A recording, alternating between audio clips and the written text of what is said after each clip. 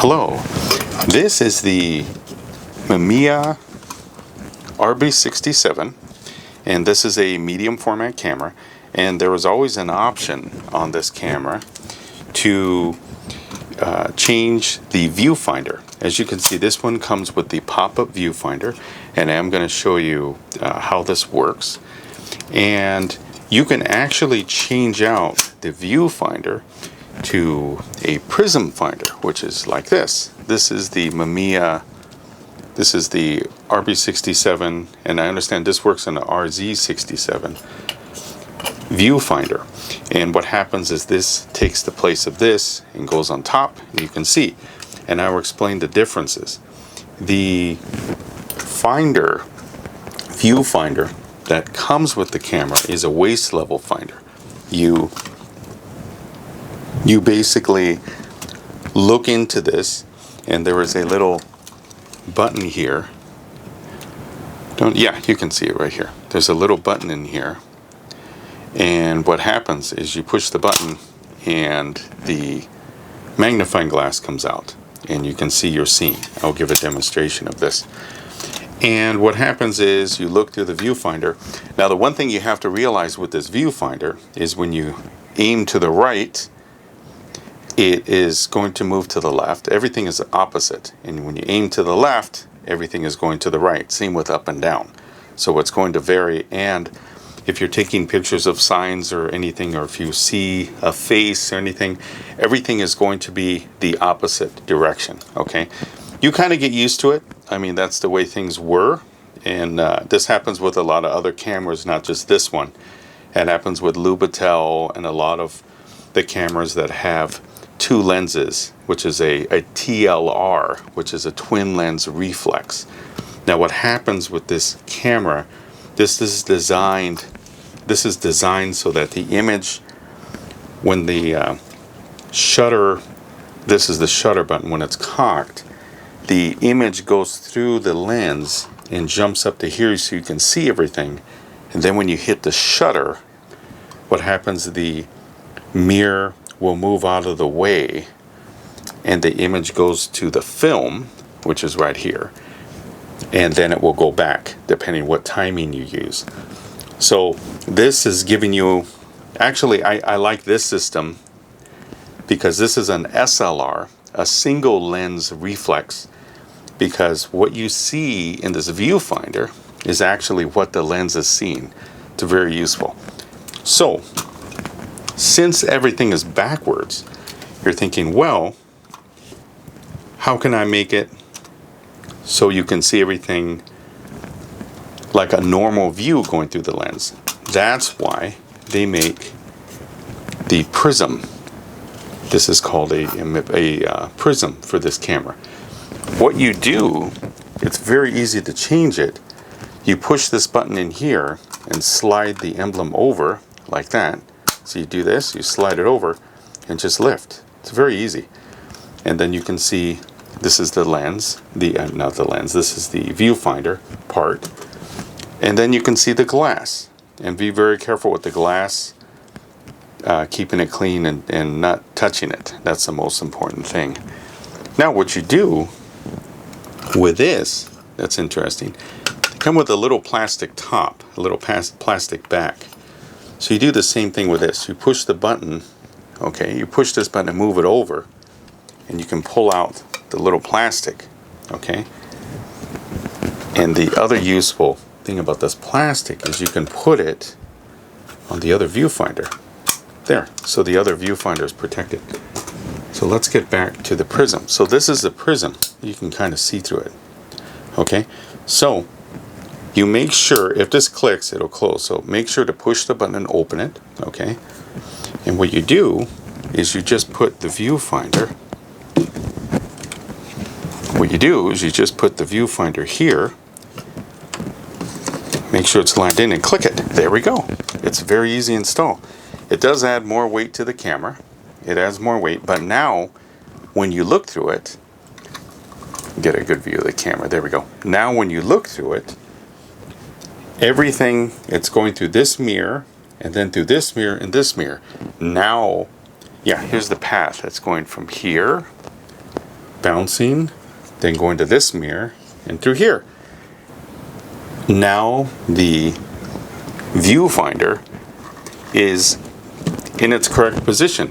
Right goes to right, left goes to left, and all the text and faces are in their normal position.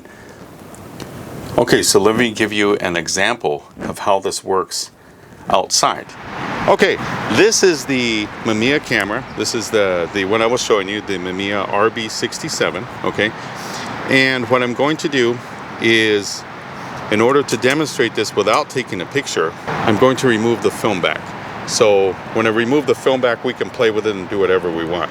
And to remove the film back, we push this one this way, and there's one on the other side, and you push it the opposite way of the arrow, this way, and the film back comes off. And you'll see, I'll be going over this in another video, you'll see that it has a protection on it, and you can't pull this out, it's locked. You have to use that, but we'll go over that another day. But we'll go over that on another video. So let me put this away. Okay, so now, this is actually a good thing to see. This is basically the inside of the camera, and when I cock it, that's the mirror that you're looking through, right there. That's the little mirror, okay? So actually, if I cock it, I push it, the mirror goes up, so you can actually see what it does. That's the cocking switch. So if I push it, now you've got the mirror. So now the image is going through the camera, bouncing up the mirror and going to here. So now, let's take a look at this with a sign so you can see what it looks like. When you pop it open, you will see the image. Like I told you on the video, push this little white button on here, and now you've got a magnifying glass. So now you can see the image through the magnifying glass. Now you'll see on opposite, when I go to the right, you see left, and then when I go to the left, you see right. So let's look at a sign so you can see actually what this does. Okay, so as you can see the sign, okay? And you're looking at that through the magnifying glass, and as you notice, all the writing is backwards. So now I'm going to demonstrate to you, and actually I'm going to move it a little bit. See, when I go to the right, it's still backwards, okay? And if I go up and down, it's still backwards. So let me demonstrate to you what that sign will look like when I put the prism on it. So now I'm going to demonstrate you how you remove it. Like I said, you push this in like this, and this just collapses like this, and then I turn it around and I push this button, which moves the label over, and it comes off. Let me switch it to the other viewfinder. Okay, so this, as you can see, is the camera itself with the viewfinder glass, and this is the prism finder, and like I said, it has the cover. So let's remove the cover. You push this button in and move it over, and the cover comes off, and you can put this cover on the waist level viewfinder. Let me put this cover away. Okay, so you have the viewfinder, you have the prism finder, okay, and you just put that on like this. You just kind of move it forward and go back, and then move this there. Now the finder is on. So let's look at the sign. Let me focus it, and we can look at the sign. You can see the sign is right side up, and you can completely focus it, and it looks rather clear. So now you can see the camera with the prism finder, and you'll see what the image actually looks like. And as you notice, everything is now right side up. So now you know what I'm going to do is show you the light path again, how it enters through the lens, goes up the mirror, which is right here, goes up to the prism, and now it is right side up. So now when you do any photo, you're looking at it like a standard camera, like your mobile phone, or DLSR, which is the digital single lens reflex, or even the 35, anything that has a mirror inside of it. it will show the image right side up. So that's basically what the Prism looks like. You can see what it does. It does add a lot of weight on the camera, but you can get straps, and I will demonstrate later a holder I got, which clips on the bottom, so you can actually hold the camera with a trigger, which actually works out really nice.